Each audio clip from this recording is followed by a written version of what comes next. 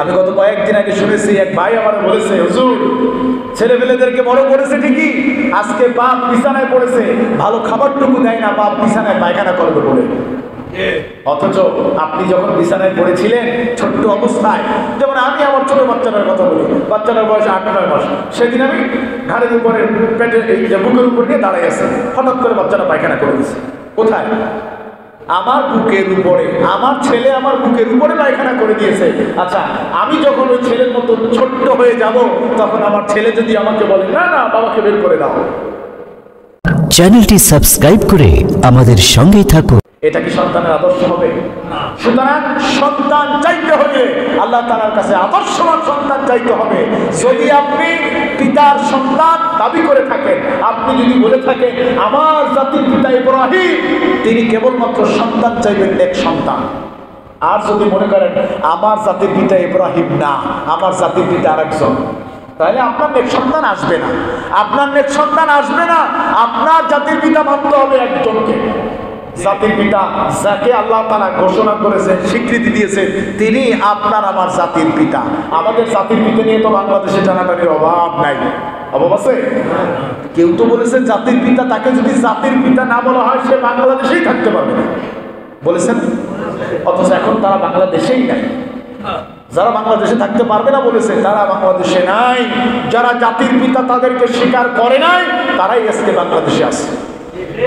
সুতরাং ন্যায়ের পক্ষে থাকলে সাহায্য করবেন কে? আমরা সবাই ন্যায়ের পক্ষে থাকবো, রাজি আছি ইনশাআল্লাহ। আমাদের জাতির পিতা ইব্রাহিম আলাইহিস সালাম, পিতা আমাদেরকে শিক্ষা দিচ্ছেন, যদি সন্তান চাইতে হয় আল্লাহর কাছে সন্তান চাও এইভাবে, রব্বি হাবলি মিনাস সালিহিন, আল্লাহ তুমি আমাকে সলিহিন নেককার সন্তান দাও, ধৈর্যশীল সন্তান দাও। আমি তোমার কাছে অধৈর্যশীল সন্তান চাই না, আমি তোমার কাছে সাবিরিন সন্তান চাই না, আমি তোমার কাছে সলিহিন সন্তান চাই। কি সন্তান? সাবিরিন না, সলিহিন। সাবিরিনের যে অর্থ, সলিহিনেরও সেই অর্থ, তবে সাবিরিনের চাইতে সলিহিনের মর্যাদা অনেক অনেক বেশি। আরবি গ্রামারে বালা শব্দের অর্থ হচ্ছে হ্যাঁ অবশ্যই, আর আরবি গ্রামারে নাম অর্থ অবশ্যই। তবে নাম এবং বালা দুই বিষয়ের মধ্যে অনেক পার্থক্য। যেমন আল্লাহ তাআলা আসমানে ফেরেশতাদের মধ্যে সেই আওসাদিনে সমস্ত রূহদেরকে সৃষ্টি করে বলেছিলেন আলাস্তু বিরাব্বিকুম, তখন সমস্ত রূহরা জবাব দিয়েছিল ক্বালু, তারা বলেছিল বালা, অবশ্যই অবশ্যই, কেন নয়। যেখানে কোনো ভুল ত্রুটি থাকতে পারে না, যেখানে সামান্য পরিমাণ ভিন্ন কিছু লেশ থাকতে পারে না, সেটার কথাই বোঝা যায় বালা। আর সাবিরিন অর্থ হলো, আরবি গ্রামার অনুযায়ী সাবিরিন অর্থ হলো ছোট্ট ছোট্ট বিপদে যারা ধৈর্য ধারণ করতে পারবে তারা হলো সাবিরিন। আর বড় বড় বিপদে মুসিবতে যারা ধৈর্য ধারণ করতে হবে তাদেরকে বলা হয় সালিহিন। তাদেরকে কি বলা হয়? আমাদের পিতা আল্লাহর কাছে ৮৬ বছর বয়স পর্যন্ত, কত বছর? ৮৬ বছর বয়স পর্যন্ত আল্লাহ তাআলার কাছে দোয়া করেছেন রব্বি হাবলি মিনাস সালিহিন। বলেন সবাই, রব্বি হাবলি মিনাস সালিহিন, রব্বি হাবলি মিনাস সালিহিন, রব্বি হাবলি মিনাস সালিহিন।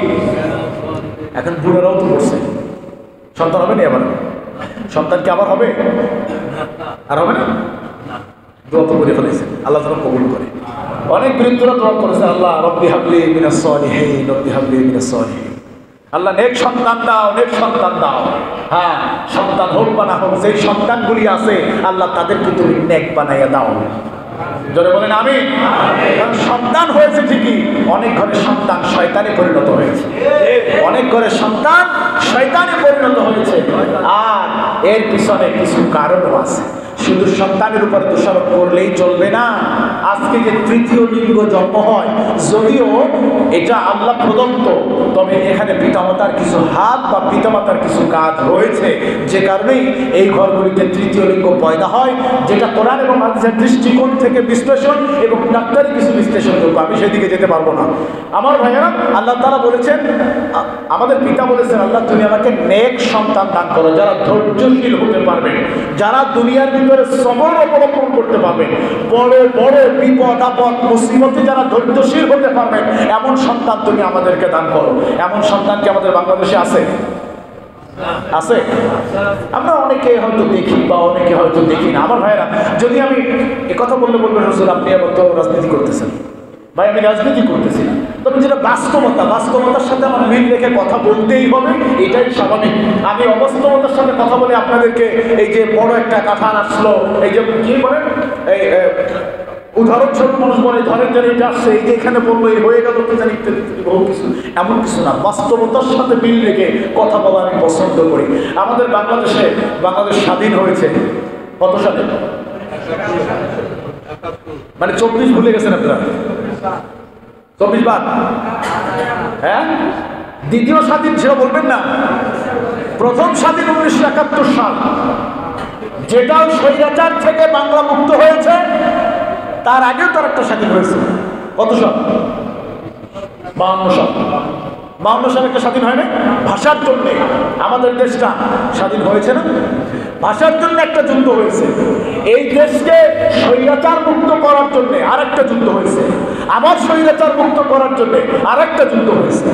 3টা যুদ্ধ বাংলাদেশে হয়েছে। একটা ভাষার জন্য, 2টা দেশ রক্ষার জন্য যুদ্ধ হয়েছে। 71 সালে নিজেদের ন্যায্য অধিকার আদায়ের জন্য যুদ্ধ করেছেন না? আর 24-এ যে জুলাই অভ্যুত্থান, এটাও তো একটা যুদ্ধের মতন না? বুক পেতে দিয়েছেন, মারতে চাও মারো, তারপর আমরা বৈষম্য রাখতে চাই না। আমাদের দেশটাকে বৈষম্যহীন করতে হবে। যেই সময় মানুষের বাক স্বাধীনতা ছিল না, যেই সময় মানুষের বলার স্বাধীনতা ছিল না, যেই সময় মানুষের ঘরে থাকার স্বাধীনতা ছিল না, যেই সময় মানুষের ন্যায্য অধিকার ছিল না, সেই সময় ছাত্ররা আন্দোলন করে স্বৈরাচার মুক্ত করেছিল এই বাংলাকে, ঠিক কিনা? সেই আন্দোলনকে ভুলে গেলে তো চলবে না। এই আন্দোলনের পরে আমরা ভেবেছিলাম বাংলাদেশটা মনে হয় স্বাধীন হয়ে গেছে, বাংলাদেশ মনে হয় বৈষম্য মুক্ত হয়ে গেছে, এই বাংলাদেশ মনে হয় যার যার স্বাধীনতা ফিরে পেয়েছে। কিন্তু না, আজ এসে দেখতেছি হৃদয়ে পুড়ে যাচ্ছে।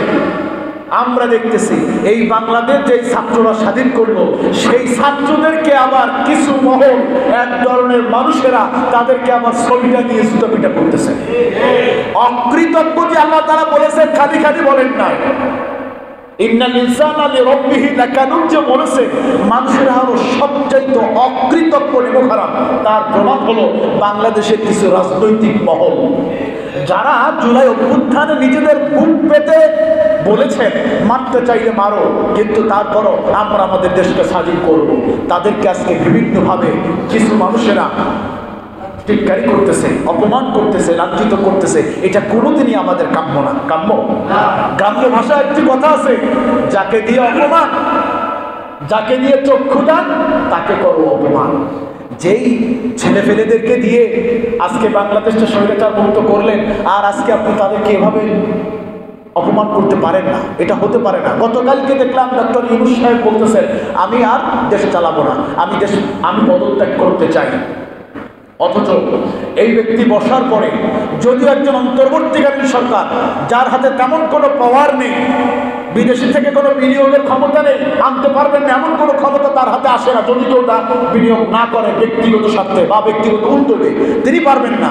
কিন্তু আমি না, বাংলাদেশের আপামর জনতা এটা স্বীকার করবে, ডক্টর ইউনূস সাহেব ক্ষমতায় আসার পরে বাংলাদেশের মানুষেরা কিছুটা হলো স্বস্তির বাতাস পেয়েছে।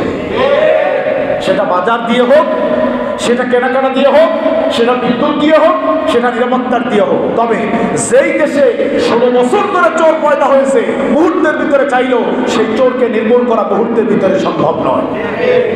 এ নিয়ে যারা মাতামাতি করতেছেন, আমি যদিও কথার থেকে একটু দূরে সরে যাচ্ছি, তবে যেটা বলতে চাচ্ছি, এই 16 বছর পর্যন্ত আমরা অনেকভাবে কথা বলতে পারি নাই। এই 16 বছর পর্যন্ত আমরা বিশেষ করে হুজুররা তো কথা বলতে পারেই নাই, যদিও আমাদের মসজিদ তার মুক্ত ছিল। আমাদের মসজিদে যারা ছিল তারা বলেছে, হুজুর কোনো কথা নাই, সত্য যা আছে তা আপনি বলে দিবেন। আলহামদুলিল্লাহ, আমি সেই সময় থেকে আপনারা সাক্ষী, আমি কখনো আমার কণ্ঠকে স্তব্ধ করেছি? কখন? যখন যেভাবে বলার দরকার ছিল তখন সেভাবেই বলেছি। কিন্তু অনেক মসজিদ ছিল যারা কথা বলতে পারে নাই, অনেক হুজুর ছিল যারা কথা বলতে পারে নাই, মাহফিল মাহফিল বন্ধ হয়েছে, অনেক কিছু হয়েছে, বাট আমাদের মসজিদ এখান থেকে মুক্ত ছিল আলহামদুলিল্লাহ। আমাদের মসজিদে যেন এভাবে উন্মুক্তভাবে যে ইমামই আসুক না কেন, প্রত্যেকটা ইমাম যাতে জবান খুলে কথা বলতে পারে। মসজিদের কমিটি মুতাওয়াল্লিদের জন্য আমরা দোয়া করবো, আল্লাহ তাআলা যেন তাদেরকে ঈমানের সাথে কবুল করেন, বলি আমিন। সম্মানিত ভাইয়েরা, এই দেশ স্বাধীন হওয়ার পরে অনেক মানুষেরা অনেকভাবে আন্দোলন করে যাচ্ছেন, করতেছেন না? গতকালকে এক লোক দেখলাম, বলছে আমার বাচ্চাটা অ্যাম্বুলেন্সের ভিতরে রয়েছে, আমি যাচ্ছি হসপিটালে, অথচ রাস্তা বন্ধ। 2-3টা রাস্তায় ঘুরলাম, কোনো রাস্তা থেকে যাওয়ার কোনো উপায় নাই। আমরা দেশকে এই জন্য এই ছাত্ররা স্বাধীন করেন নাই যে যার যখন ইচ্ছা যেভাবে ইচ্ছা শুধু আন্দোলন করবেন, মানুষের জনদুর্ভোগ তৈরি করবেন। এরকম চেয়েছি আমরা এরকম চাই নাই। আমরা চেয়েছি সুন্দর, সাবলীল এবং সুশৃঙ্খল বাংলাদেশ।